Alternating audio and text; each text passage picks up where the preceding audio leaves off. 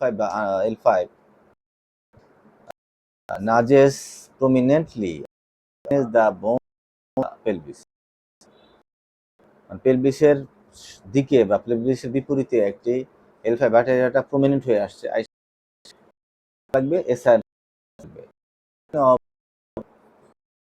Pain Bartter syndrome usually once where there is a no bony hardness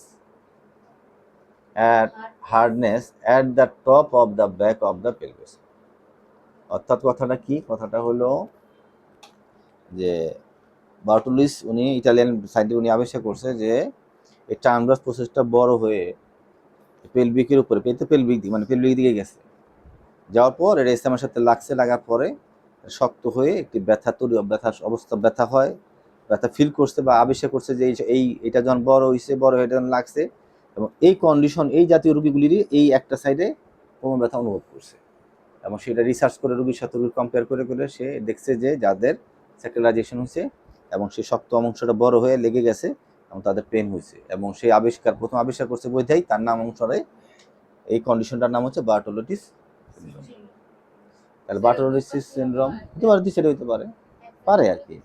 তাহলে বলতেছে Bertolotti's syndrome কি, Italian বিজ্ঞানী আবিষ্কার করছে, সে বলছে যে এটা আসলে সিডোআর্থ্রাইটিসের মতো প্রেজেন্ট করে। বেসিক্যালি এটা কি হচ্ছে, ট্রান্সভার্স প্রসেসটা বড় হয়ে স্যাক্রামের সাথে লেগে এদিকে কোমর ব্যথা সৃষ্টি করতেছে, আর এই হার্ডনেস সার্ভিসে এই জন্য এটা কি বলতেছে Bertolotti's syndrome. Other symptom associated with sacralization may include, আর কি কি সিমটম আসতে পারে?